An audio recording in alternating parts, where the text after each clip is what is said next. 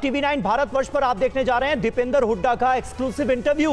हरियाणा में कांग्रेस अकेले लड़ेगी। हरियाणा अब बदलाव के लिए तैयार है। नीट की परीक्षा रद्द होनी चाहिए। नीट की परीक्षा दोबारा कराई जानी चाहिए। ये तमाम बातें TV9 भारतवर्ष से के साथ एक्सक्लूसिव इंटरव्यू में कही हैं हुड्डा ने।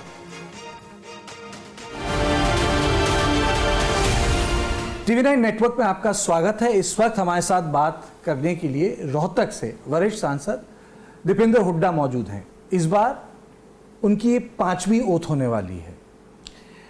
हुड्डा जी, कांग्रेस ने देश भर में चुनाव लड़ा, लेकिन इस बार हरियाणा के रिजल्ट्स बड़े अप्रत्याशित थे, अलग थे। आप लोगों को 48% लगभग मत मिला। ये हरियाणा में टर्न अराउंड कैसे हुआ? देखिए, सबसे पहले आपके माध्यम से मैं भी एक बार फिर सभी हरियाणा वासियों का बहुत धन्यवाद करता हूं, क्योंकि हरियाणा वासियों ने दिल खोलकर कांग्रेस पार्टी को इस बार आशीर्वाद दिया। जैसे आपने कहा कि 48% लगभग हमें जो मत प्रतिशत मिला, और ये मत प्रतिशत ना सिर्फ हरियाणा के इतिहास में 1984 के बाद मिलने वाला सबसे ज़्यादा कांग्रेस पार्टी को मत प्रतिशत है, लेकिन देश के 28 राज्यों में इस चुनाव में इंडिया गठबंधन या कांग्रेस पार्टी को मिलने वाला सबसे ज़्यादा, किसी भी राज्य के मुकाबले में सबसे ज़्यादा मत प्रतिशत इस बार हरियाणा में मिला। ना तमिलनाडु में, ना कर्नाटक में, ना केरल में, ना तेलंगाना में, क्योंकि दक्षिण और उत्तर की बात भी होती थी। सबसे ज़्यादा विपक्ष को अगर कहीं मत प्रतिशत मिला तो 48% हरियाणा में मिला। एक और खासियत इस बार इस चुनाव में, इस जनादेश में हरियाणा में ये रही कि 10 की 10 लोकसभा सीटों पर और 90 की 90 विधानसभा सीटों पे, जो हमारे विधानसभा सेगमेंट्स हैं, कांग्रेस के मत प्रतिशत में हरियाणा में ज़बरदस्त बढ़ोतरी हुई 2019 के मुकाबले में, और भाजपा के मत प्रतिशत में ज़बरदस्त गिरावट आई। 90 के 90 विधानसभा सेगमेंट्स और 10 के 10 लोकसभा सीट पे आप अंदाज़ा लगा सकते हैं। ओवरऑल 20% का इजाफा हमारे मत प्रतिशत में हुआ। 20% कोई कम स्विंग नहीं है, और इसका कारण मुख्यतः ये रहा कि जो डबल इंजन की सरकार, जिन वायदों के साथ लोगों की जो आशाओं के साथ सरकार 2014 में बनी ऊपर और नीचे, 10 साल की कुशासन के बाद लोग इस डबल इंजन की सरकार से त्रस्त हो गए। लोगों ने देखा कि 10 साल के बाद इनके डबल इंजन के 2 इंजन ही दिखाई दे रहे हैं। डब्बे धीरे धीरे छूटते गए। नौजवानों का डब्बा छूट गया। देश में सबसे ज़्यादा बेरोजगारी आज हरियाणा प्रदेश में।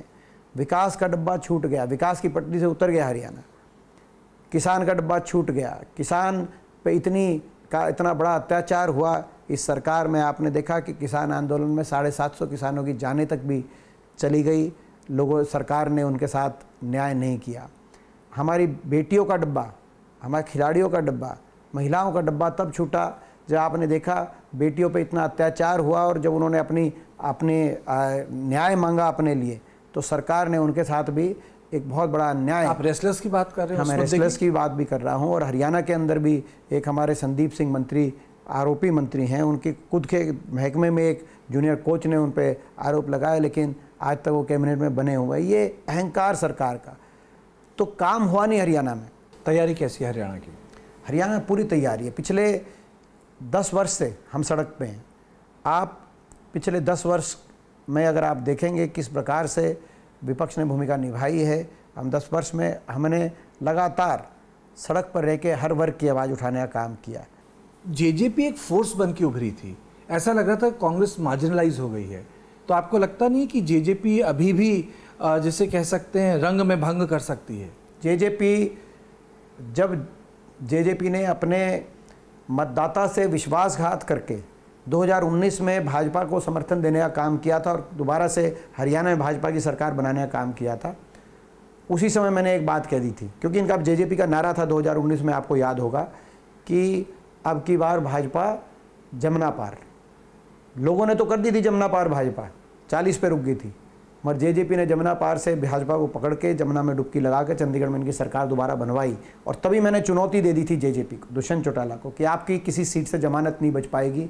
आने वाले समय में इतना बड़ा विश्वासघात आपने अपने मतदाता के साथ किया। और आज आपके सामने हरियाणा में जेजेपी, INLD, ये पार्टियां, हरियाणा आज जनाधार इनका बचा नहीं, दो तरह के मुकाबले हरियाणा में आप देख सकते हैं इस चुनाव में, और आगे भी ये दिखेंगे।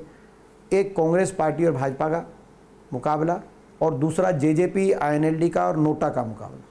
अच्छा, इनका नोटा का मुकाबला चल रहा है। नोटा इस बार आगे निकल गया थोड़ा, तो नोटा और इनका आपस का मुकाबला विधानसभा में भी देखने को। कोई अलायंस नहीं करेंगे? कांग्रेस अपने पाँव में खड़े, कांग्रेस सक्षम है। कांग्रेस हरियाणा की 90 के 90 सीटों पे स्वयं हम मजबूत हैं, स्वयं सक्षम है। कांग्रेस अपने बलबूते पे चुनाव विधानसभा के लड़ेगी।